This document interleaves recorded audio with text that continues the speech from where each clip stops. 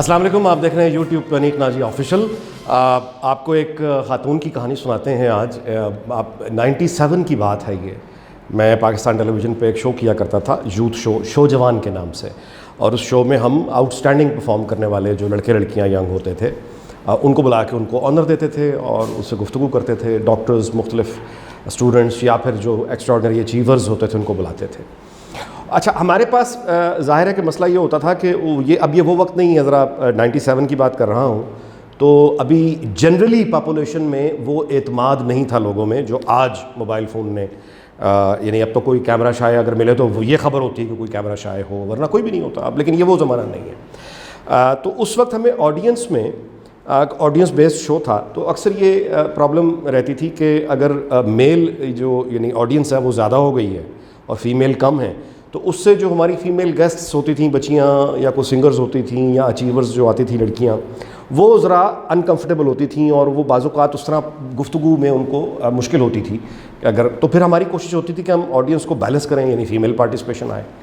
تو اس زمانے میں مجھے یاد ہے کہ ایک دفعہ یہ گنگرام ہاسپٹل لاہور میں جو ہے، یہاں سے ایک ڈاکٹر صاحبہ آئیں اور ان کے ساتھ ان کی ایک سہیلی بھی تشریف لائیں، اور یہ انہی سہیلی کی کہانی میں آپ کو بتا رہا ہوں۔ وہ سہیلی بھی تشریف لائیں اور انہوں نے بڑا شو کو پسند کیا اور بڑے شوق سے انہوں نے وہ ساری ریکارڈنگ دیکھی اور بڑی دلچسپی انہوں نے تمام ایک ایک چیز میں لی۔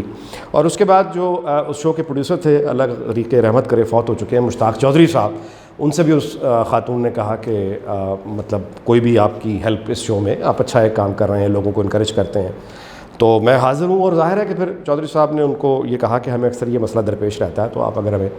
آڈینس کا کبھی کبھی آپ آ جایا کریں، تو انہوں نے کہا کہ بالکل ٹھیک ہے۔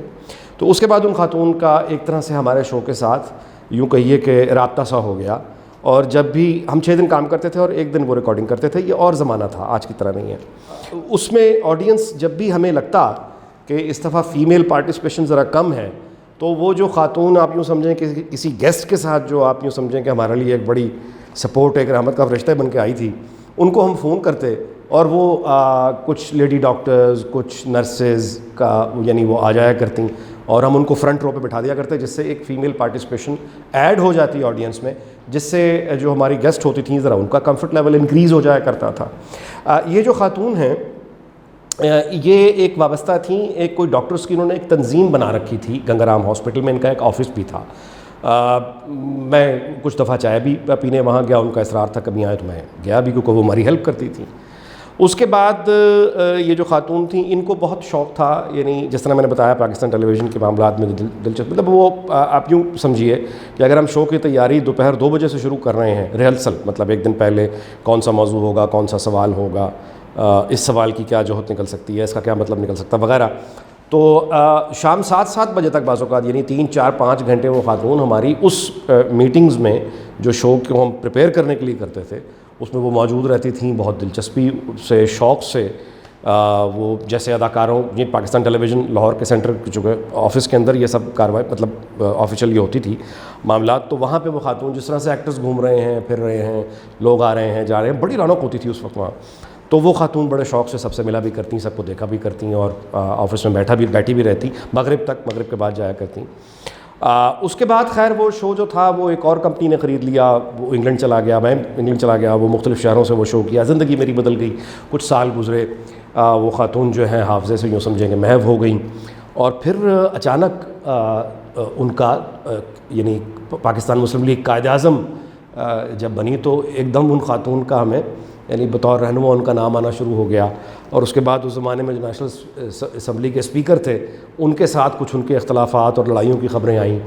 اس کے بعد وہ خاتون جو ہیں وہ مشرف صاحب تو چلے گئے، لیکن اس کے بعد پیپلز پارٹی کی گورنمنٹ آ گئی، وہ خاتون پیپلز پارٹی میں چلی گئیں،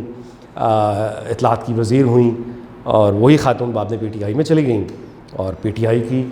مشیر اطلاعات کے طور پہ ابھی وہ فارغ ہوئی ہیں، آپ ٹھیک سمجھے، ڈاکٹر فردوس عاشق اعوان۔ ان سے جو تعارف میں نے آپ کو اتنی پرانی طویل کہانی سنائی ہے کہ کہاں گنگرام ہاسپٹل کے ایک چھوٹے سے آفس میں بیٹھ کے انہوں نے کیریئر شروع کیا، اور جس طرح سے وہ شوق سے پاکستان ٹیلی ویژن آ کے لوگوں سے ملتی تھیں، دیکھتی تھیں، کسی کے فرشتوں کو گمان نہیں تھا کہ یہ اسی پاکستان ٹیلی ویژن جہاں پہ یہ شوق سے گھوم پھر رہی ہیں، یہ ایک دن وزیر ہوں گی، مشیر ہوں گی، اور یہ سارا جو ادارہ ہے یہ ان کی امپائر ہوگا، سلطنت ہوگا۔ حیرت انگیز ترقی میرے سامنے جن لوگوں نے بہت کم عرصے میں کی، یقیناً فردوس عاشقاوان کا شمار ان میں ہے۔ اس طرح کے لوگ جو ہیں وہ ظاہر ہے ان کی کو پولیٹیکل، ان کی ایک ہی کمٹمنٹ، یعنی میں ان کے طرز سیاست پہ بات نہیں کر رہا، یعنی اخلاقیات پہ بات چیت نہیں کر رہا، یعنی اس طرح کے جو لوگ ہوتے ہیں بنیادی طور پہ وہ اپنی سکسیس کے ساتھ ان کی کمٹمنٹ ہوتی ہے، وہ اپنے ساتھ کمیٹڈ ہوتے ہیں۔ مجھے کوئی حیرت نہیں ہے کہ اب آپ کچھ عرصے بعد ان کو ایک پریس کانفرنس کرتے دیکھیں جس میں وہ میاں نواز شریف اور میاں شہباز شریف سے پبلکلی اپولوجائز کریں، معافی مانگیں، اور اس کے بعد پی ایم ایل این میں یعنی وہ آپ ان کی شمولیت دیکھیں، اور مریم اورنگزیب جو ہیں ان کی نوکری کو کوئی خطرہ ہوگا تو وہ انہی سے ہوگا کہ یہ جا کے جس طرح سے پھر اپنی جگہ بناتی ہیں۔ یہ ساری گفتگو آج اس لیے کرنے کی ضرورت پیش آئی کہ اب چونکہ وہ وزیر نہیں ہیں اور رخصت ہو گئی ہیں، اور جس انداز میں رخصت ہوئی ہیں اس کے بعد لگتا تو یہی ہے کہ اب وہ پیپلز یعنی مسلم لیگ نون میں اب وہ جائیں گی، جماعت اسلامی تو جانے سے نہیں، جماعت اسلامی میں واقعی کام بھی کرنا پڑتا ہے۔ اب جو تشریف لائے ہیں شبلی فراز صاحب، ان سے بھی ظاہر تعلق میرا وہی ہے جو والدین سے ورثے میں ملتا ہے، مطلب یہ کہ مرحوم احمد فراز اور میرے والد نذیر ناجی، ان کی دوستی 50-55 سال سے بھی زیادہ عرصے پہ محیط ہے، اور شبلی جو ہیں میری ان سے کوئی بہت زیادہ ذاتی ملاقاتیں نہیں رہیں، لیکن ظاہر ہے سلام دعا ہے، گفتگو ہے، جو پروفیشنلی ملاقات، ان کو میں نے انٹرویو بھی کیا ہے، ایک اچھی امید ان سے کی جا سکتی ہے۔ یہ اس طرح کے بدتمیز آدمی نہیں ہیں کہ ہر ایک پر حملہ کریں، یہ دوست بنانے والے ہیں، دشمنوں کی تعداد میں اضافہ کرنے والے نہیں ہیں۔ گو کہ وزارت اطلاعات بہت سے لوگوں کو بدل دیتی ہے، لیکن اچھی امید شروع میں تو کم از کم اچھی امید رکھنی چاہیے۔ اور اب آتے ہیں جناب جنرل عاصم باجوہ صاحب کے اوپر۔ دیکھیے، جو لوگ بہت بلند توقعات جنہوں نے جنرل صاحب سے لگائی ہیں کہ وہ آ کے کوئی بہت بڑا کمال کر دیں گے، ان کو صرف ایک یعنی کچھ حقائق اپنے ذہن میں رکھنے چاہیے۔ یہ بات بالکل درست ہے کہ جنرل عاصم جو ہیں ان کے پاکستان کے جو طاقتور ترین جو یعنی جو لوگ ہیں ان کے ساتھ یعنی ان کا جو کمفرٹ لیول ہے یا ان کی گفتگو ہے وہ براہ راست ہوگی، اسٹیبلشمنٹ کی طرف سے وہ ہوں گے، ان کی وہ ظاہر ہے ان کے انٹرسٹ کو واچ کرنے کے لیے ان کا یہ جاب ہوگا، ان کو وہ ایک اتھارٹی پریولیجز وغیرہ میں اب کیا بیان کروں آپ جانتے ہیں، لیکن ایک بنیادی فرق ہے، اور وہ یہ ہے کہ ادارے مستقل ہوتے ہیں، افراد نہیں ہوتے۔ وہ آئی ایس پی آر جس کو جنرل عاصم نے بنایا تھا اور بہت پروفیشنلی ڈیزائن کیا تھا ویسے، اور انہوں نے جو خدمات آپ شاید جانتے ہوں، شہزاد نواز صاحب وہ ہیں جنہوں نے پرائیویٹ یعنی جو سیکٹر میں آپ یوں سمجھیے کہ انہوں نے جیو نیوز ایک طرح سے انہوں نے پورا ڈیزائن کیا گرافکس کے اعتبار سے۔ اس کے بعد انہوں نے متعدد ٹی وی چینلز لانچ کیے شہزاد نواز صاحب نے، یہ نیو ٹی وی سارا ہی آپ یوں سمجھیں کہ انہوں نے بنایا۔ آپ نیوز جو ابھی بند ہوا ہے اس کی ساری گرافکس شہزاد نواز صاحب نے بنائی تھی، یہ پورا ایک یعنی یا پی سی بی کے ایڈوائزر بھی ہیں۔ تو یہ جو جنرل عاصم کے دور میں آئی ایس پی آر جو پورا ڈیزائن پروفیشنل بنیادوں پہ ہوا تھا، اس میں شہزاد نواز صاحب کی بڑی کنٹریبیوشن تھی، اور اسی لیے وہ بہت یعنی ایک اپ ٹو ڈیٹ بھی تھا۔ تو وہ جو آئی ایس پی آر ہے وہ آج بھی موجود ہے، اور وہاں پہ ایک میجر جنرل صاحب ہیں جو یعنی میجر جنرل بابر جو کہ اس کے سربراہ ہیں، تو وہ ایک حاضر سروس ان یونیفارم جنرل صاحب جو ہیں وہ موجود ہیں، آئی ایس پی آر کے سربراہ کے طور پر موجود ہیں۔ تو وہاں پہ پھر ایک ریٹائرڈ جو جنرل صاحب ہیں وہ پہلے جو پریولیجز ان کے تھے یعنی وہ ان یونیفارم تھے، وہ آئی ایس پی آر میں ایک بڑے کمپوزڈ انوائرمنٹ میں گفتگو کرتے تھے۔ اب وہ ایک سفید شلوار قمیض پہن کے بلیک واسکٹ آپ نے دیکھا وہ وزیر اعظم سے مل رہے ہیں، تو آدھی تو سمجھیں آپ دبدبہ وہیں ختم ہو جاتا ہے، شلوار قمیض آپ نے پہن لی، اور اس کے بعد پھر یعنی یہ سمجھنا کہ یعنی جنرل حضرات کے آپس میں کوئی اختلافات نہیں ہوتے، یہ بھی ایک بڑی فولز پیراڈائز والی بات ہے۔ چونکہ ڈسپلنڈ ایک ادارہ ہے لہٰذا ان کے اختلافات اس طرح سے باہر نہیں آتے۔ لیکن اگر کوئی یہ سمجھے کہ کور کمانڈر کانفرنسز میں وہ چیف صاحب آتے ہیں اور وہ ایک پالیسی سٹیٹمنٹ کرتے ہیں اور سارے کور کمانڈر یس سر کر دیتے ہیں، ایسا نہیں ہوتا۔ وہاں بڑی گرما گرم بحث ہوتی ہے، آپس میں اختلافات ہوتے ہیں، مگر ایک دفعہ جو پالیسی بن کے پبلک ہو جائے پھر سب ایک صفحے پہ ہوتے ہیں، یعنی اختلاف رکھنے کے باوجود۔ اور یہ ایسا ہی ہے جیسے خود گورنمنٹ میں بھی آپ یہ جو کیبنٹ میٹنگ ہوتی ہے اس میں جب ایجنڈا یعنی پیش یعنی جب اس کا آتا ہے اس میں جتنے قوانین پاس ہونے کے لیے آتے ہیں وہ سارے وزیر اس کی یعنی اس میں اختلاف ہوتا ہے، بہت سے وزیر اس کسی پالیسی کی مخالفت میں بات کرتے ہیں، دھواں دھار بحث کرتے ہیں، مگر اگر جب وزیر اعظم حکم کر دے، آرڈر کر دے، تو اس کے بعد باہر آ کے وہ سارے وزیر آپ دیکھتے ہیں کہ عام طور پہ وہ ڈسپلن کے تحت آ کے پھر سب اس پالیسی کی حمایت کرتے ہیں۔ وہ وزیر بھی پالیسی کی حمایت کرتے ہیں جو کیبنٹ میٹنگ کے اندر اس کی مخالفت کر رہے ہوتے ہیں۔ یہ ایک آبویسلی ایک ڈسپلن، ایک آفیشیل ڈیکورم ہوتا ہے۔ تو آئی ایس پی آر موجود ہے ان یونیفارم جنرل کے ساتھ، تو ان کے ہوتے ہوئے جنرل عاصم اب اس طرح کی یعنی وہ ایک جیسے کہتے ہیں نا کہ جو پہلے ان کو لبرٹی اور فریڈم تھی اس طرح کی نہیں ہوگی. ہاں یہ ضرور ہے کہ وہ ایک یعنی اپنے ادارے کے انٹرسٹ کو واچ یقیناً وہ کریں گے. ان کی ایک لیگیسی ہے, ان کی کچھ ٹیم بھی ہے جو زیر بحث رہتی ہے. اور آخری بات میں جو آپ سے گزارش آج کرنا چاہتا ہوں وہ عبدالستار ایدھی کے بارے میں ہے. یہ میں آپ کو فرق بتا رہا ہوں جو ہمیں ذہنوں میں رکھنا چاہیے کہ چونکہ آج کل یہ بہت زیادہ بحث ہے کہ علماء کے اوپر طارق جمیل صاحب کے اوپر ایک بحث ہوئی اور پھر یہ مختلف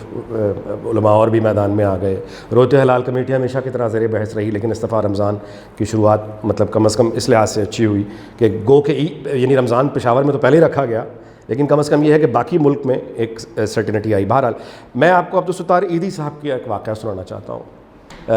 اس کو پھر آپ واقعہ سن لیجئے اور اس کے بعد خود ہی تول لیجئے کہ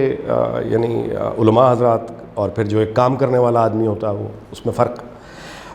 کراچی میں کھارا در اور میٹھا در ان کے دفاتر ہیں. میں گیا ان کو انٹرویو کرنے کے لیے تو ان کے دفتر کے سامنے میں نے دیکھا کہ یعنی جو ڈرگ ایڈکٹ ہیں وہ کرونک قسم کے جو ایڈکٹ ہوتے ہیں وہ یعنی گلی میں انجیکشنز سے وہ یعنی نشہ آور محلول جو ہے خون رگیں جام میں اتار رہے تھے. اچھا وہ ایک ہی انجیکشن, اب وہ اس نے سرنج لی, پھر وہ ساتھ والے نے وہ لیا, اس نے انجیکٹ کر لیا, پھر اس کے ساتھ والا نے لیا. میں نے اس کو خیر فلم بھی کیا. اندر جا کے میں نے ایدھی صاحب سے پوچھا, میں نے کہا ایدھی صاحب فرمائیے گا کہ یہ آپ کے بالکل باہر یہ لوگ یہ جو نشئی بیٹھ کے یہ جو کر رہے ہیں یہ تو مطلب آپ ان کو ہیلپ کریں, مطلب ان کی کیا مدد کر رہے ہیں آپ؟ تو انہوں نے کہا میں ان کی یہ مدد کرتا ہوں کہ یہ جو سارے یہاں بیٹھ کے انجیکشن لگا رہے ہیں تم لوگ ان کو پھینک دیتے ہو کوڑا کرکٹ سمجھ کے, میں ان لوگوں کو پیسے دیتا ہوں اور یہ لوگ جو ہائی وے سپر ہائی وے پہ جو ایکسیڈنٹس ہوتے ہیں ان ایکسیڈنٹس میں وہ جو لاشیں جن کو غسل دینے کے لیے کوئی تیار نہیں ہوتا, وہ جو یعنی وہ جو کٹ پھٹ جاتی ہیں, یا پھر وہ جو پولیس مقابلے میں لوگ مارے جاتے ہیں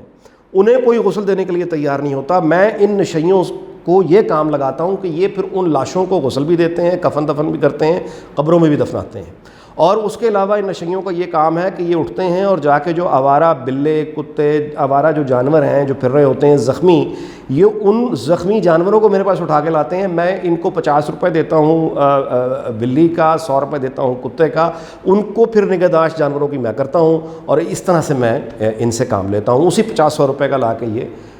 جو بھی اپنا نشہ کرتے ہیں اور یہیں بیٹھے رہتے ہیں. اگر ان سے یہ کام میں نہ کراؤں تو یہی لوگ باہر نکل کے یہ موبائل چھینیں گے, یہ قتل غارت کری کریں گے, کیونکہ ان کو نشے کے لیے پیسہ چاہیے, کسی صورت چاہیے, یہ کچھ بھی کر جائیں گے. تو میں ان سے وہ کام لیتا ہوں جو صرف یہی کرتے ہیں کوئی ہوش والا آدمی, نارمل آدمی کرنے سے ہچکچاتا ہے.